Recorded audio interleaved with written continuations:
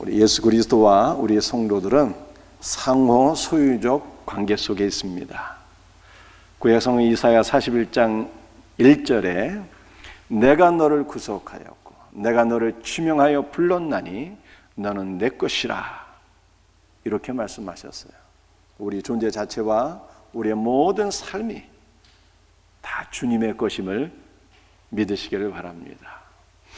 또한 오늘 히브리서 4장 1절 4장 14절 말씀을 보게 되면 그러므로 우리에게 큰 대제사장이 계시니 라고 말씀하고 있어요. 우리가 큰 대제사장을 소유하고 있다 이 뜻입니다. 상호 소유예요. 예수님은 우리를 소유하시고 또 우리는 예수 그리스도를 소유하고 있습니다. 그러므로 예수 그리스도의 모든 것이 바로 우리의 것이에요. 예수 그리스도 안에 있는 은혜와 생명과 모든 신령한 복이 저와 여러분의 소유로 주어진 것을 믿으셔야 됩니다. 그러므로 우리는 날마다 주 예수 그리스도를 구하고 그분의 은혜와 생명과 임재로 충만한 삶을 살아가야 되는 것입니다. 대제사장 되신 예수 그리스도의 모든 것을 우리가 깊이 누리기 위해서는 구약 성경에 나타난 대제사장을 우리가 이해해야 된다라고 하는 것을 말씀드렸어요. 우리 대제사장의 의복을 보게 되면 양 어깨에 호마노 한 개씩 2개가 부착되어 있는데 야곱의 12 아들들의 이름이 기록되어 있고요. 또 대제사장의 의복을 보게 되면은 에봇을 입게 되는데 이 에봇의 이 가슴 부분에는요 판결 흉패가 부착되어 있습니다. 이 판결 흉패에는 12개의 보석이 부착되어 있는데 이스라엘 12지파의 이름이 또 기록되어 있어요. 이것은 대제사장 되신 예수 그리스도께서 우리를 당신 어깨 위에 짊어지고 계시며 또 당신의 품 안에 우리를 품고 계신다라고 하는 것을 보여주고 있습니다. 그러므로 수고하고 무거운 짐진 자들이 있다면 우리가 누구에게로 가야 되는 것입니까? 예수님께로 가면 돼요. 그러면 예수님께서 우리의 모든 수고하는 우리의 모든 무거운 짐을 당신의 어깨 위에 대신 짊어져 주시고 우리를 당신의 품 안에 품어주시고 우리는 예수 그리스도 안에서 참된 안식과 위로와 쉼을 누리게 될 것을 믿으시길 바랍니다. 우리의 대제사장 되신 예수 그리스도께서 승천하셨다 이렇게 말씀하고 계세요. 이것은 우리에게 너무나도 큰 소망을 주고 있습니다. 우리도 예수님과 함께 하늘 지성소에 올라가서 그 지성소의 은혜 보좌에 주님과 함께 거하며 하늘 지성소의 놀라운 은혜와 생명을 누리게 되었다라고 하는 것을 우리에게 보여주고 있는 것입니다. 아니 우리 같은 죄인이 어떻게 하늘 지성소에 올라가서 주님과 함께 그 영광의 은혜와 생명을 충만하게 누릴 수 있게 된 것입니까? 예수님 어깨 위에 우리가 놓여 있잖아요. 예수님께서 우리를 품으시고 함께 승천하셨다고 성경에 말씀하고 있어요. 그러므로 우리는 이 믿음으로 날마다 주 예수와 교제하면서 담대의 은혜의 보좌 앞으로 나가서 주 예수의 은혜와 생명을 누려야 되는 것입니다. 이 은혜가 우리 모든 성도들에게 경험되어지기를 주의 이름으로 축복드립니다. 자, 오늘은 우리 대제사장의 속죄 사역이라 라고 하는 제목으로 말씀을 함께 나누기를 원합니다. 대제사장은요 2가지 조건이 있어야 돼요. 2가지 자격을 구비해야 대제사장이 될 수가 있습니다. 첫 번째 자격, 사람이어야 합니다. 성경 말씀 히브리서 5장 1절 말씀을 우리 한번 같이 읽어보겠습니다. 대제사장마다 사람 가운데서 택한 자이므로 대제사장은 사람이어야 한다는 것을 말씀하고 있어요. 대제사장은 천사들 가운데서 선택하지 않았습니다. 천사는 육체가 없기 때문에 사람이 당하는 시험과 고통을 당할 수가 없어요. 시험이나 고통을 알지 못하는 천사는 고통 중에 있는 백성들을 긍휼히 여길 수가 없습니다. 따라서 천사는 대제사장이 될 수가 없어요. 대제사장은 사람들 가운데서 되었습니다. 대제사장은 인간으로서 백성들과 동일한 시험과 고통을 경험하는 자였어요. 왜냐하면 연약한 백성들을 긍휼히 여기기 위함이었습니다. 구약시대의 대제사장은 우리 구주 예수 그리스도의 그림자예요. 예수님께서 우리의 대제사장인 것입니다. 인간 안에는 누구나 하나님을 찾고 하나님을 만나고 하나님께로 나가기를 원하는 간절한 열망이 있습니다. 그러나 죄인인 우리가 거룩하신 하나님께 직접 나갈 수가 없어요. 따라서 우리에게는 중보자, 대제사장이 필요한 것입니다. 대제사장인 예수 그리스도께서는 근본 하나님의 본체시나 대제사장이 되기 위하여 사람이 되셨어요. 그 이유는 우리의 연약함을 친히 경험하시고 우리를 긍휼히 여기기 위함입니다. 따라서 우리는 인간이 되신 예수 그리스도를 의지함으로, 우리의 중보자 예수 그리스도를 의지함으로 하나님께 나아갈 수가 있는 거예요. 이것을 역으로 다시 설명하면 하나님은 대제사장이신 예수 그리스도가 없이 죄인이 하나님께 직접 나오는 것을 결코 용납하지 않는 분이에요. 요한복음 14장 6절에 내가 곧 길이요 진리요 생명이니 나로 말미암지 않고는 아버지께로 올 자가 없다 말씀하셨습니다. 우리 예수님은 아버지 하나님께로 나아갈 수 있는 유일한 길이잖아요. 유일한 중보자예요. 길이라고 하는 것은 방법을 뜻하는 것입니다. 예수님을 통하지 않고는 아버지 하나님께로 나아갈 방법이 전혀 없다라고 하는 것을 보여주고 있어요. 그러므로 우리는 그리스도를 통하지 않고 하나님께 나아가려는 모든 시도를 다 중단해야 돼요. 예수 그리스도를 통하지 않고 하나님께로 나아가려는 모든 시도를 하는 자들이 이단이고 적그리스도이며 타 종교인 것입니다. 기독교는 중보자 되신 예수 그리스도, 우리의 대제사장 되신 예수 그리스도의 은혜를 힘입어 하나님께로 나가는 거예요. 그러므로 예수 그리스도를 통하지 않고 하나님께로 나아가려는 자가 있다면 하나님께서 뭐라고 말씀하실까요? 너 돌아가라, 돌아가. 너는 나한테 직접 오면 안 돼. 너는 나에게 직접 올 수가 없는 죄인이야. 내 아들 예수 그리스도를 통해서 그를 의지함으로 그의 은혜를 힘입어 나에게 오라. 우리 주님께서 그렇게 말씀하시는 거예요. 그러므로 우리는 언제나 우리의 대제사장이신 예수 그리스도를 힘입고 그를 의지해서 아버지 하나님께로 나아가야 되는 것입니다. 또한 우리는 중보자이신 그리스도를 통하지 않고 하나님께 어떠한 은총이나 은혜나 신령한 복을 기대해서는 안 돼요. 모든 신령한 은혜와 축복이 다 예수 그리스도를 통해서 우리에게 오기 때문입니다. 대제사장의 두 번째 자격, 하나님의 부르심이 있어야 돼요. 첫 번째는 사람이어야 되고 두 번째는 하나님의 부르심이 있어야 됩니다. 본문 말씀 히브리서 5장 1절을 다시 한번 읽도록 합니다. 대제사장마다 사람 가운데서 택한 자이므로 하나님께 속한 일에 사람을 위하여.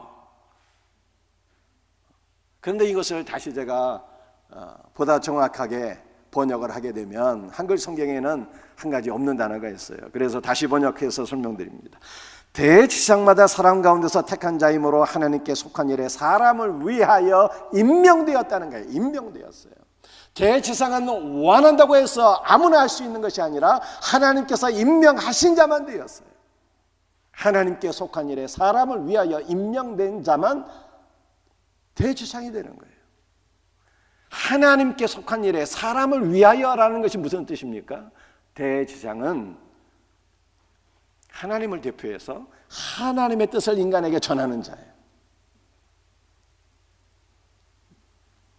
여러분들 하나님의 뜻이 무엇일까요?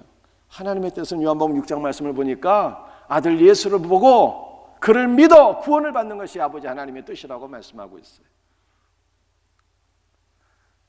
대제사장은 하나님을 대표해서 하나님의 뜻을 전할 뿐만 아니라 사람의 문제를 가지고 사람을 대표해서 사람을 위하여 중보 기도하는 자가 제사장이에요.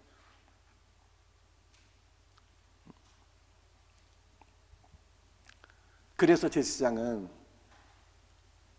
하나님과 인간 사이를 중보하고 연결하고 하나가 되게 하는 직분이다라고 하는 것을 말씀하고 있습니다. 그런데 이러한 대제사장의 직분은 원한다고 스스로 취할 수 있는 것이 아니라 하나님께서 임명하신 자만 된다는 거예요. 하나님께 속한 일에 사람을 위하여 임명된 자가 제사장이다. 그래서 히브리서 5장 4절에 이렇게 말씀하고 있죠. 이 종기는 아무도 스스로 취하지 못하고 오직 아론과 같이 하나님의 부르심을 받은 자라야 할 것이라. 아론처럼 하나님의 부르심을 받은 자만 대제사장이라 칭한다. 여러분들, 우리가 이 말씀을 이해하기 위해서는 민수기 16장 17장 말씀을 이해할 수 있어야 되겠습니다. 민수기 16장 말씀을 보게 되면 고라와 다단이 레위 지파인데 하나님의 성전에서 수종드는 자들인데 하나님과 모세와 아론을 향해서 반역을 일으키게 되었습니다. 저들이나 우리나 똑같은데 왜 모세와 아론만 제사장이 될 수 있는가? 우리도 레위 지파이기 때문에 제사장 될 수 있다라고 해서 하나님께 반역하게 되었어요. 그 결과 어떻게 되었을까요? 땅이 쫙 갈려져서 고라와 다단과 그들의 자손들이 산채로 땅에 음부에 들어가게 되었더라 말씀하고 있습니다. 이 사건 이후에 민수기 17장 말씀을 보게 되면 하나님께서 모세에게 말씀하십니다. 이스라엘 12지파의 지팡이를 가져다가 지성소 증거계 앞에 두라 이렇게 말씀하셨어요. 그래서 모세가 이스라엘 12지파에게서 지팡이를 하나씩 다 취해서 12개의 지팡이를 지성소 증거계 앞에 두고 그 다음 날 다시 지성소로 들어가 보니 레위지파 아론의 지팡이에 싹이 나고 꽃이 피고 열매가 맺게 되었어요. 이것이 바로 민수기 17장 8절 말씀인데요. 같이 한번 읽어보겠습니다. 이튿날 모세가 증거의 장막에 들어가 본즉 레위 집을 위하여 낸 아론의 지팡이에 우미 돋고 순이 나고 꽃이 피어서 살구 열매가 열렸더라. 여러분들, 지팡이는 죽은 거잖아요. 죽은 나무에 싹이 돋고 꽃이 피고 열매가 맺히게 되었습니다. 생명이 나타나게 되었다는 게 부활 생명을 가리키는 것입니다.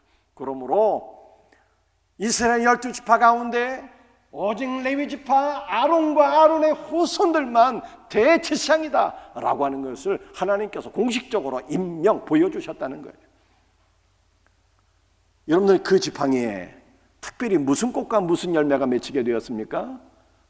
살구나무에 꽃과 열매가 맺히게 되었어요. 이 살구나무는 이스라엘에서 겨울을 지나서 겨울의 끝자락에, 아주 봄이 오기 전에 겨울의 끝자락에 가장 먼저 꽃이 피고 열매가 맺는 것이 바로 살구나무예요. 그래서 이것은 모든 생명체가 다 잠든 겨울, 이 죽음의 시간에 꽃이 피고 생명이 나타나는 부활 생명을 가리키고 있는 거예요. 여러분들, 이 부활 생명은 누구의 생명입니까? 예수 그리스도의 생명이잖아요. 그래서 아론과 그의 후손들이 하나님께서 임명하신 대제사장이요. 그러나 이들은 참 대제사장이신 예수 그리스도의 그림자에 불과하고 하나님께서 임명하신 참 대제사장은 오직 죽으시고 부활하신 하나님의 아들 예수 그리스도뿐이다 라고 하는 것을 성경이 우리에게 말씀하고 있는 것입니다. 따라서 오직 예수 그리스도만 유일한 대제사장이요, 우리의 중보자가 되십니다. 천주교는 교황이나 사제들이 제사장이요 중보자다 이렇게 주장을 해요. 그러나 종교 개혁자들은 천주교의 교리를 전면 거부했습니다. 그리고 참으로 놀랍고 엄청난 교리를 하나 발표하게 되었는데요. 만인 제사장이에요. 종교 개혁자들이 마틴 루터나 칼빈이 주장한 만인 제사장이라는 것이 도대체 무엇일까요? 오히려 우리의 유일한 대제사장은 예수 그리스도 한 분이신데 그를 믿고 그와 연합된 모든 성도들은 예수 그리스도 안에서 제사장이다, 이런 뜻입니다. 그렇다면 천주교의 교황이나 사제가 제사장이다 라고 하는 것과 종교 개혁자들이 주장한 만인 제사장과 둘 중에 어느 것이 맞는 것입니까? 성경을 보면 되겠죠. 베드로전서 2장 9절에 그러나 너희는 택하신 족속이요 왕 같은 제사장들이다 이렇게 말씀했어요. 종교개혁자들이 말씀한 대로 유일하신 대제사장이신 예수 그리스도를 믿고 그와 연합된 모든 성도가 예수 그리스도 안에서 왕 같은 제사장님을 믿으시기를 바랍니다. 제사장의 자격 두 가지를 제가 말씀드렸어요. 하나는 사람이어야 되고, 우리가 사람이잖아요. 우리는 너무나도 많은 시험과 고통 가운데 있기 때문에 고통당하는 자를 긍휼히 여길 수 있는 기본적인 조건을 갖추고 있습니다. 또 하나는 하나님께 임명을 받아야 되잖아요. 주님께서 우리를 임명해 주셨어요. 예수 그리스도를 믿어서 그와 연합된 우리 모든 성도들이 너희가 왕같은 제사장이라고 임명해 주셨어요. 그러므로 저와 여러분이 제사장인 것을 믿으시기를 바랍니다. 제사장의 사명은 뭐라고 제가 말씀드렸습니까? 하나님께 속한 일에 사람을 위하는 자가 제사장이에요. 이것은 두 가지 의미를 갖고 있는데, 이미 말씀드린 바와 같이 하나님을 대표해서 하나님의 뜻을 알리는 거예요. 하나님의 뜻은 뭐라고요?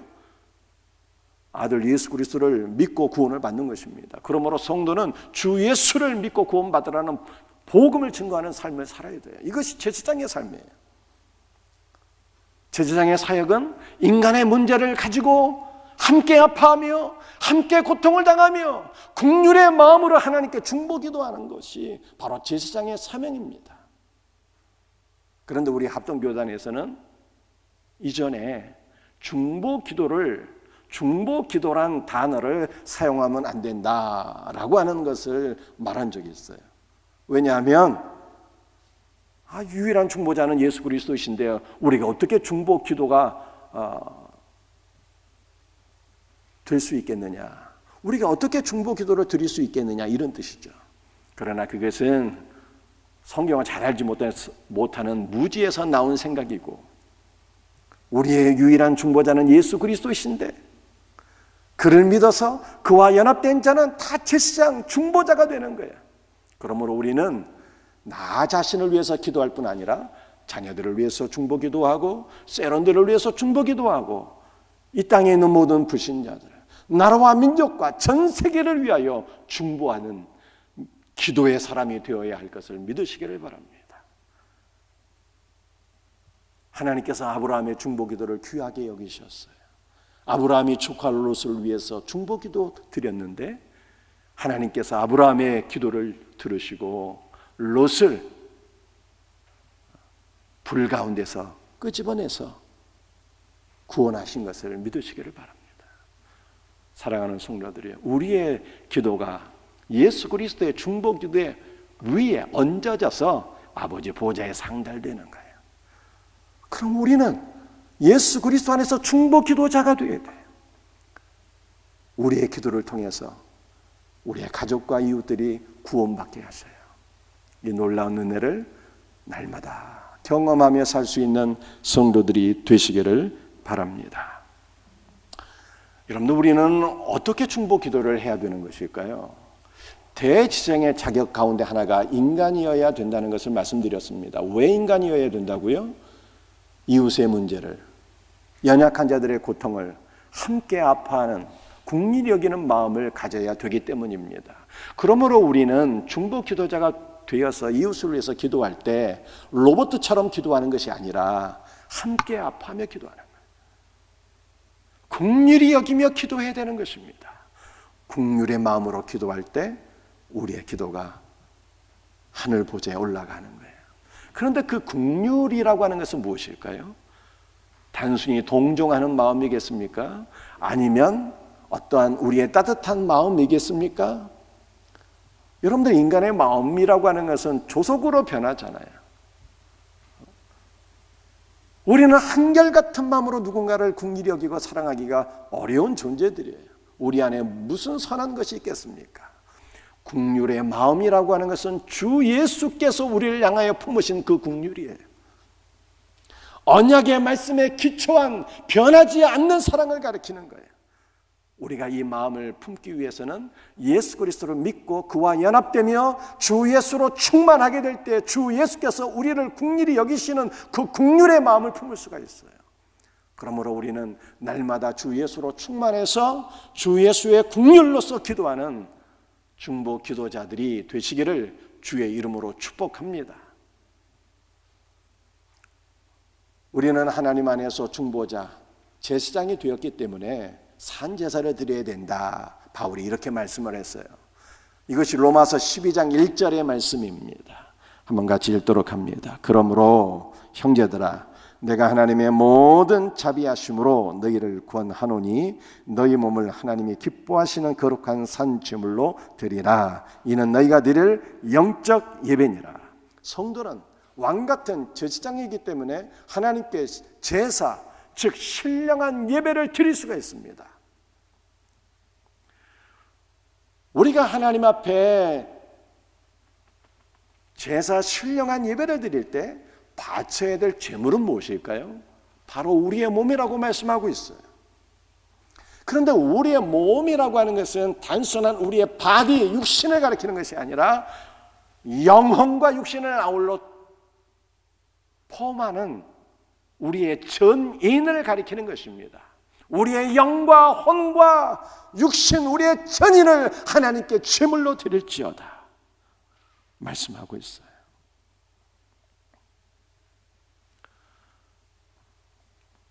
이것을 조금 더 제가 설명드리면 구약시대 때 하나님 앞에 제사를 드릴 때 제물로 뭘 드렸습니까? 소와 양과 염소를 잡아서 제물로 드렸잖아요. 그런데 이러한 소와 양과 염소는 단순한 제물이 아니라 그리스도의 그림자예요. 그리스도 예수를 상징하는 거예요. 예수 그리스도의 십자가의 죽음을 다 가리키는 것입니다. 그러므로 우리가 하나님께 나의 몸을 제물로 삼아 드릴 때 나의 몸은 단순한 나의 몸이 되어서는 아무런 가치가 없는 거예요. 여러분들, 우리의 몸이 죄인된 우리가 무슨 가치가 있어서 하나님 앞에 산 제물로 드려질 수가 있겠어요? 다 죽으면 썩어지고 없어지는 것들인데, 구약시대에 소와 양과 염소가 그리스도 예수를 가리켰듯이 우리의 몸도 내가 예수를 믿어 주 예수와 연합되어서 주 예수로 충만한 나 자신이 하나님 앞에 제물이 되는 거예요. 사랑하는 성도들이여, 주 예수로 충만하시기를 바랍니다. 주 예수로 충만한 우리 자신을 제물로 하나님께 드릴 때 주님께서 기쁘게 받으시는 거예요.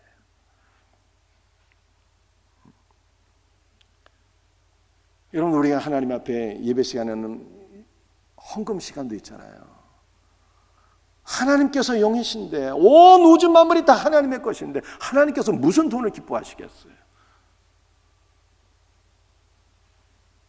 헌금이 헌금 될 수 있는 것은 예수 그리스도를 믿는 신앙의 고백으로서, 주 예수를 믿고 그를 고백하는 신앙 고백으로서 헌신을 하게 될 때 우리의 헌금도 하나님께 기쁨으로 연락되는 예물이 되는 것이죠. 우리의 몸에도 예수 그리스도로 충만하고 우리가 드리는 물질조차도 주 예수 그리스도에 대한 신앙 고백으로 드려지게 될 때 다 주님께 드려지는 산제물이 된다라고 하는 것을 성경에 말씀하고 있는 것입니다. 참된 제사장은 우리 구주 예수 그리스도이시며 예수 그리스도와 연합된 우리 모든 성도들이 제사장이다라고 하는 것을 성경에 말씀하고 있는 것이에요. 두 번째, 무식하고 미혹된 자입니다. 여러분들, 이것은 무슨 뜻일까요? 히브리서 5장 2절 말씀을 같이 함께 읽습니다. 그가 무식하고 미혹된 자를 능히 용납할 수 있는 것은 자기도 연약에 휩싸여 있습니다. 대제사장은 인간이었습니다. 그는 연약한 백성들을 긍휼히 여기는 자였는데, 특별히 어떠한 사람들을 긍휼히 여기는가 하면 무식하고 미혹된 자를 긍휼히 여기는 자였어요. 무식한 자는 어떠한 사람을 가리키는가 하면 알지 못해서 죄를 지은 자를 가리키는 것입니다.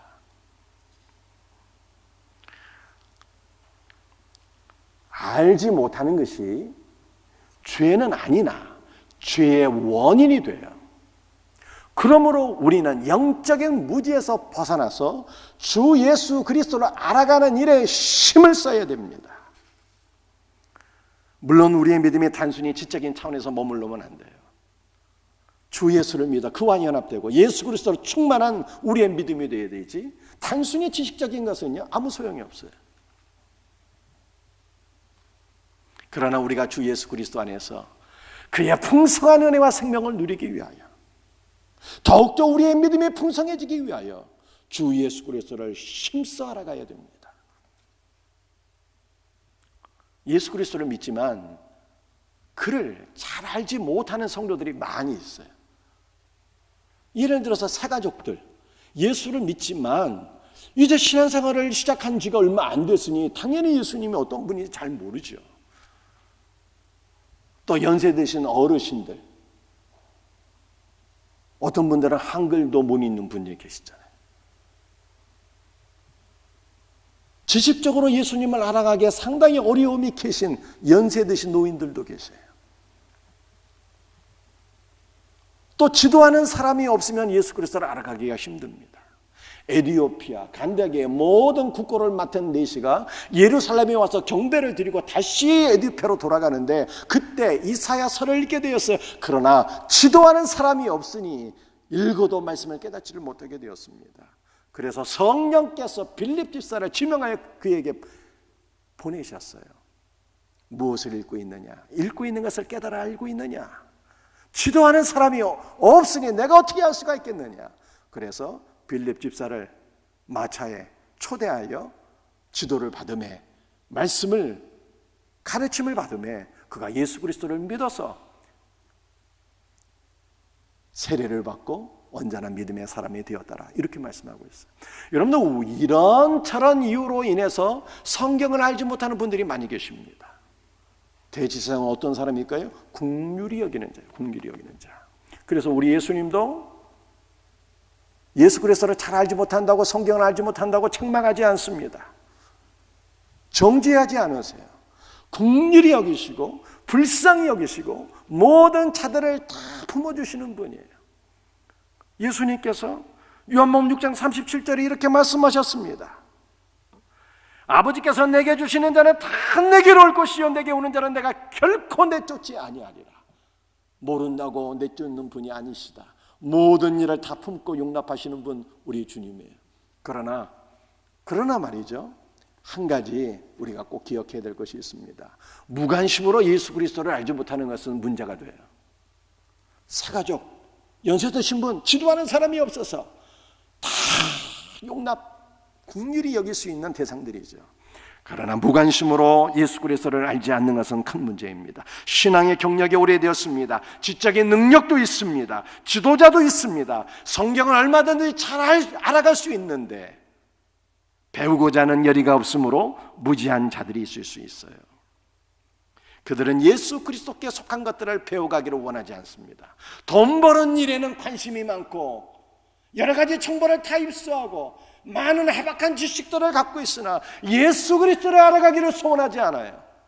성경을 배우고자 하지 않습니다. 무가치한 것으로 강조하는 것이죠. 이것은 예수 그리스도를 무시하는 거예요. 영적인 교만입니다.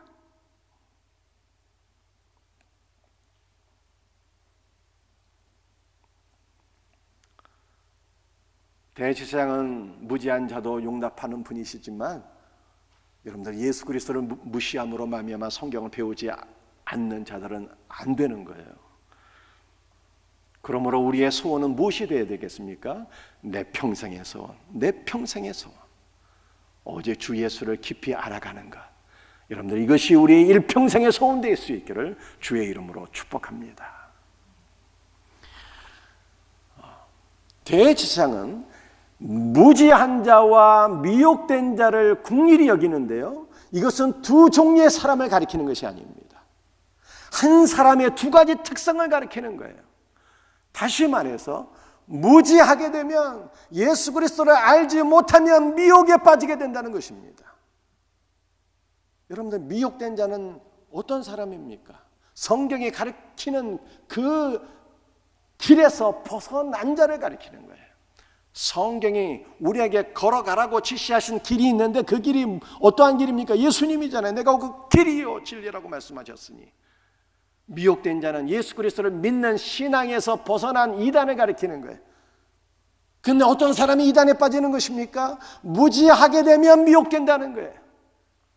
그러므로 우리는 미혹된 자가 되지 않기 위해서 말씀을 잘 알아야 되는 것입니다. 신약 성경 사도행전 17장 11절 12절 말씀을 함께 같이 읽도록 합니다. 베레아에 있는 사람들은 데살로니가에 있는 사람들보다 더 너그러워서 간절한 마음으로 말씀을 받고 이것이 그러한가 하여 날마다 성경을 상고함으로 그 중에 믿는 사람이 많고, 베레아 사람은 데살로니가에 있는 사람보다 더 신사적이어서 하나님의 말씀이 과연 그러한가 하여 성경을 날마다 상고했다고 그랬어요. 여러분들 이것이 무슨 뜻일까요? 바울이 말씀을 증거하는데 예수께서 하나님의 아들이시고 이스라엘의 소망이요 메시아가 되시고 구원자가 되신다라고 하는 것을 증거한 것입니다. 그런데 정말 바울이 증거한 예수가 하나님의 아들이 맞는지, 이스라엘의 구원자가 맞는지 베레아에 있는 성도들이 구약 성경을 살펴보면서 바울의 말을 검증했다는 뜻이에요. 구약 성경을 리서치하면서, 구약 성경을 연구하면서 바울이 증거한 메시지와 구약 성경이 일치하고 있는지 날마다 말씀을 연구하고 상고하고 찾아보았다 이 뜻이에요. 사랑하는 성도들이요, 그러므로 우리들이 말씀을 들을 때 사모하는 마음으로 받아야 되고, 여러분들 집에 돌아가서 제가 전한 말씀이 성경과 일치가 되는지 다시 성경을 찾아보고, 그 찾아보시라고 생명의 말씀도 만들어놨잖아요. 집에 돌아가시면 생명의 편지도 다시 한번 읽어보시고 다시 한번 성경을 찾아보고 묵상하고 말씀을 깊이 알아가야 돼요. 베레아에 있는 성도들이 날마다 말씀을 상고한 결과가 무엇일까요? 그 가운데 믿는 자들이 많았다 이렇게 말씀하고 있어요. 무지는 알지 못하는 것은 불신의 원인이 되고 이단에 빠지는 원인이 되고, 성경을 깊이 알아가는 것은요 믿음의 원인이 되는 거예요. 우리의 믿음이 장성하게 되고 우리 가운데 예수를 믿는 자들이 많아지게 되고 성경을 날마다 상고하고 깊이 알아갈 수 있는 우리 복된 성도들이 되시기를 주 예수 그리스도의 이름으로 축복합니다. 세 번째, 속죄제사예요. 성경 말씀 민수기 15장 27절 말씀을 함께 같이 읽습니다. 만일 한 사람이 부주 중에 범죄하면 1년 된 암 염소로 속죄제사를 드릴 것이요. 여러분들 대제사장은 사람 가운데 선택했어요. 연약한 백성을 국리히 여기라고. 특별히 어떠한 백성들을 국리히 여겼습니까? 무지하고, 즉 알지 못해서 죄 지은 자를 국리히 여겼어요. 오늘 민수기 15장 27절에 부지 중에 죄를 지었다는 것이 알지 못해서 죄를 지었다 이 뜻이에요. 알지 못해서, 성경을 알지 못해서, 예수 그리스도를 알지 못해서 죄를 지었어요. 그러면은 제사장 어떻게 해야 되는 거예요? 그를 정죄하고 심판을 하는 것이 아니라 긍휼히 여기며 불쌍히 여기며 그를 위해서 속죄 제사를 드렸다는 거예요. 속죄 제사를 통해서 알지 못하고 지은 죄를 사함 받았어요. 그렇다면 알고서도 지은 죄는 어떻게 되었을까요? 알고서도 지은 죄가 있을 거 아니에요. 성경을 아는데 고의로 죄를 지은 것도 있을 거 아니에요. 이러한 죄는 어떻게 사함을 받게 되었을까요? 매일 드리는 속죄 제사로는 사함을 받지 못하고, 알고 고의적으로 지은 죄는 무거운 죄, 큰 죄이기 때문에 좀 더 강력한 은혜가 필요해서 1년에 단 한 번 대속죄일에 대제사장의 속죄 제사를 통해서 알고 지은 죄도 사함을 받았어요. 그래서 예수 그리스도 안에서 알고 지은 죄도 모르고 지은 죄도 다 사함을 받게 된 것입니다. 그런데 영원히 사함을 받지 못하는 죄도 있잖아요. 어떤 죄가 사함을 받지 못할까요? 성경 마태복음 12장 32절 말씀을 함께 읽어보겠습니다. 시작. 또 누구든지 말로 인자를 거역하면 상하심을 얻되 누구든지 말로 성령을 거역하면 이 세상과 오는 세상에서도 상하심을 얻지 못하리라. 말로 인자를 거역하는 사람이 있었어요. 대표적으로 사도 바울이었습니다. 그가 예수 그리스도를 알기 전에, 믿기 전에, 주님을 만나기 전에 예수님을 거역하며 살았어요. 그를 핍박하며 살았습니다. 나사렛 예수는 나사렛 출신의 이단의 괴수다라고 정죄하며 산 거예요. 바울이 왜 그랬을까? 예수님을 알지 못해서 그렇게 거역했어요. 인자를 거역한 자는 사함을 받겠거니와 성령을 거역한 것은 현세에도 내세에도 사함을 받지 못하리라 말씀했어요. 성령을 거역한다는 것은 어떤 것입니까? 성령님은 그리스도의 영이잖아요. 그리스도를 알려주시고 그리스도를 믿을 수 있도록 믿음을 주시는 분이 바로 성령이에요. 그래서 고린도전서 12장 3절 말씀을 보게 되면 성령으로 아니하고는 누구든지 예수를 주시라 고백할 수 없다고 말씀했습니다. 즉 성령님은 우리에게 예수 그리스도를 나의 구원자로 나의 주님으로 믿고 고백할 수 있도록 은혜를 베풀어 주시는 분이에요. 성령께서 나에게 믿음을 주시는데 이 믿음을 끝까지 거부하는 것이 바로 성령죄입니다. 더 쉽게 얘기해서 성령 회방죄는 예수 그리스도를 믿지 않는 것이 성령 회방죄예요. 이 죄만큼은 현세와 내세에도 사함을 받지 못하리라 말씀하고 있어요. 성령 회방죄를 취한 모든 죄들이 알지 못해서 지은 죄도 알고 고의로 지은 죄도 다 속함을 받게 됩니다. 자, 그런데요, 우리 예수 그리스도의 은혜는 단순히 우리의 죄를 사해 주시는 그 정도의 은혜가 아니더라고요. 제가 성경을 보니까 우리 예수님은 단순히 내가 알고 지은 죄 모르고 지은 죄를 사해 주시는 그 정도 은혜를 베풀어 주시는 분이 아니에요. 예수 그리스도의 은혜는 너무나도 엄청나고 놀랍습니다. 어떤 은혜일까요? 고린도후서 5장 21절 말씀을 함께 읽겠습니다.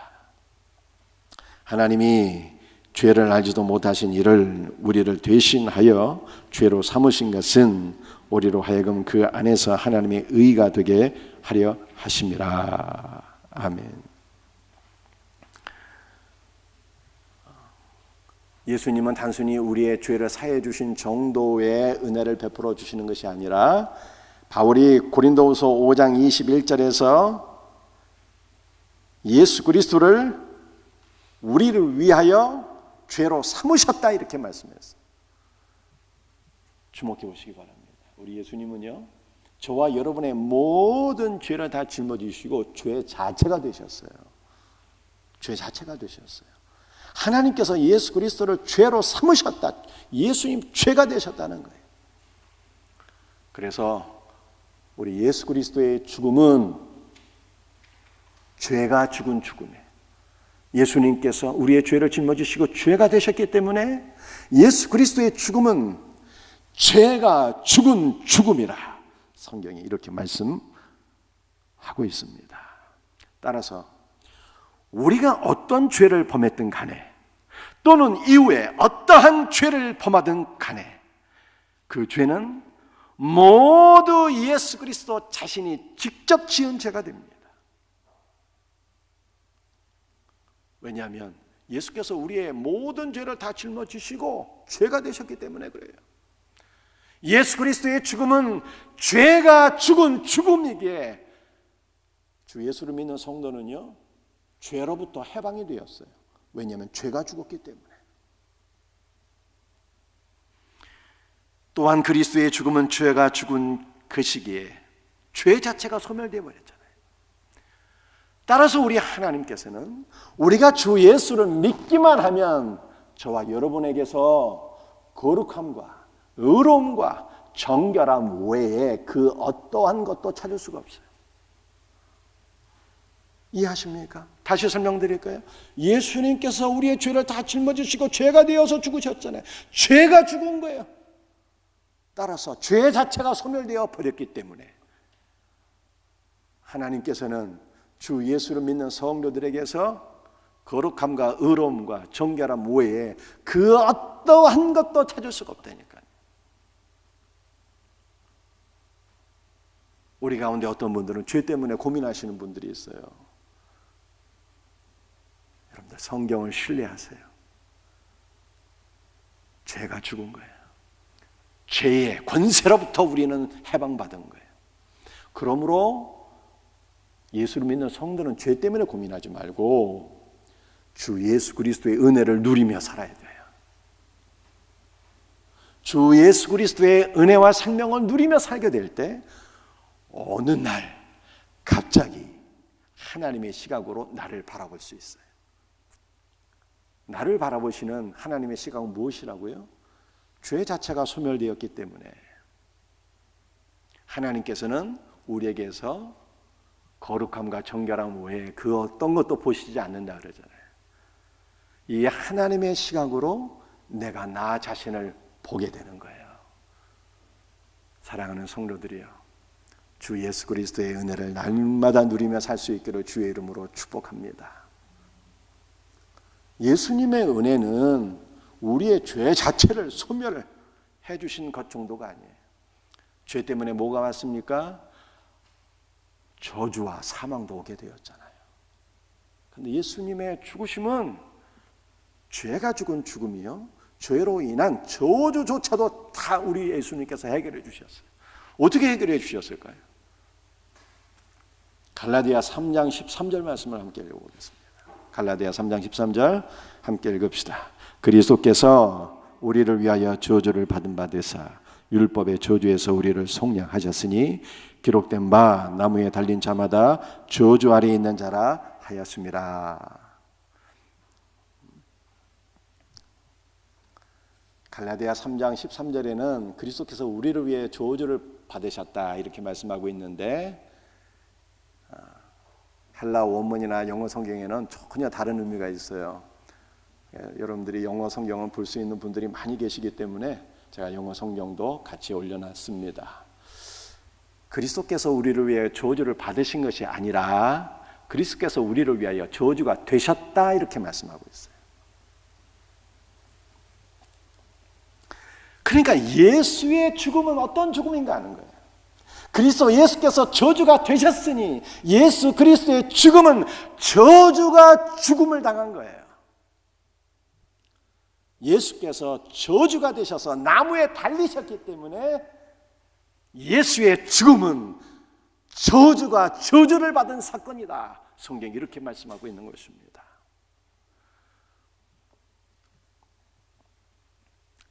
그러므로 성도는 우리의 모든 저주가 그리스도의 죽음으로 다 죽게 된 것을 믿어야 돼요. 그러므로 성도는 우리의 모든 저주가 그리스도 예수 안에서 다 폐기가 된 것을 믿어야 됩니다. 사랑하는 성도들이요, 우리는 주 예수 그리스도 안에서 저주가 아니라 예수님께서 저주가 되어 죽었기 때문에 저주가 죽은 거라니까요.